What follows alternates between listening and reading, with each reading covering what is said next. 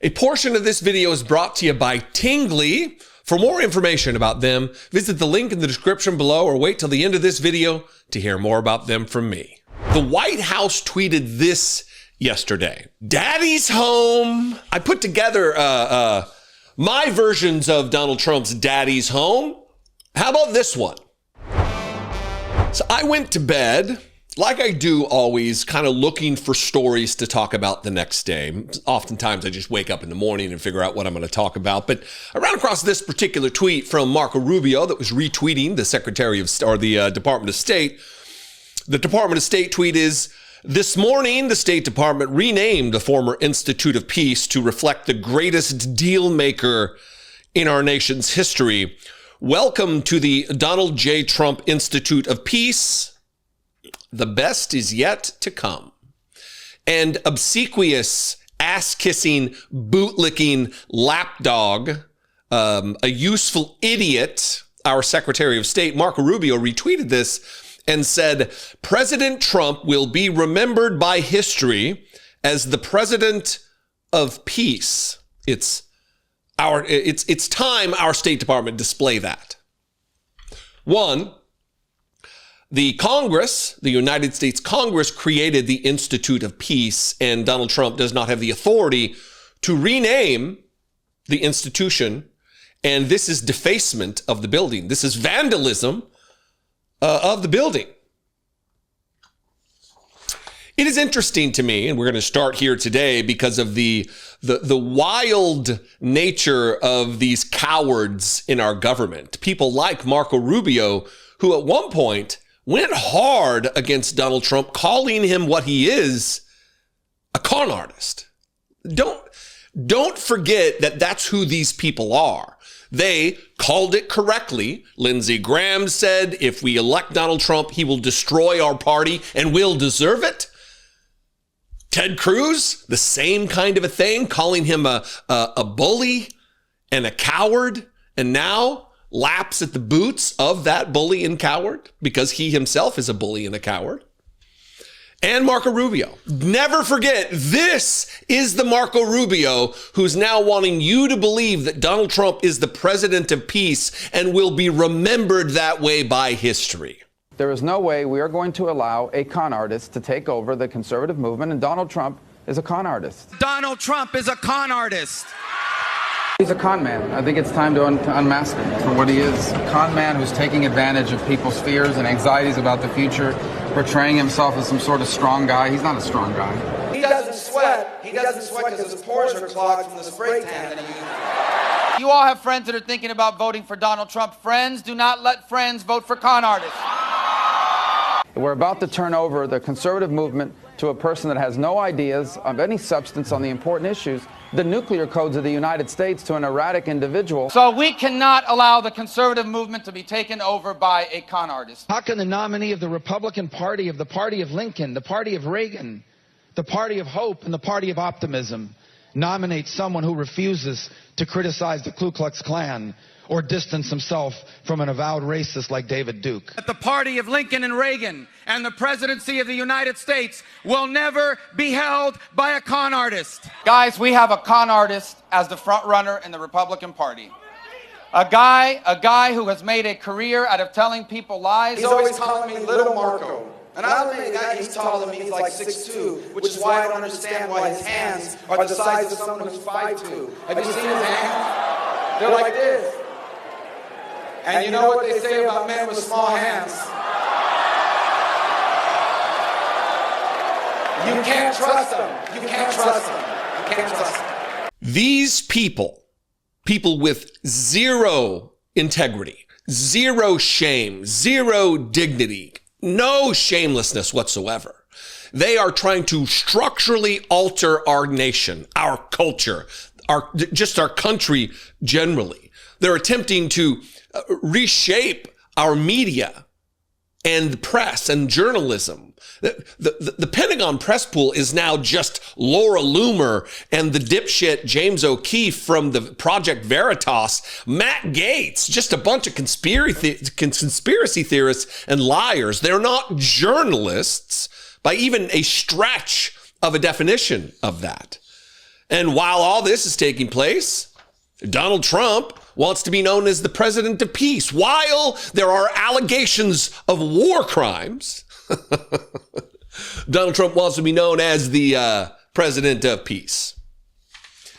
While governing by meme, by owning the libs and being an idiot on Twitter, the White House tweeted this yesterday. Daddy's home. Daddy's home, huh? I put together my versions of Donald Trump's daddy's home. How about this one? Seems more apropos of daddy being home as he lusts after his daughter over multiple reports after multiple reports over multiple years that Donald Trump has waxed lustfully about what it would be like to have sex with his daughter. He's been on morning shows talking about the only thing he and Ivanka have in common is sex. And that perhaps, if she weren't his daughter, he'd be dating her, and we all know what that means. If that lustful picture of Donald Trump isn't the right angle, here's another one. And if that doesn't do it for you, how about this little ditty? Daddy's home for the holidays. And his pal. He's bringing somebody to dinner, everybody. Or maybe my favorite, the road guard vest. I don't know what you call those orange vests. In the Marine Corps, we call them road guard vests. And if that doesn't do it for you, Daddy's home for the holidays and he's here to take a nap.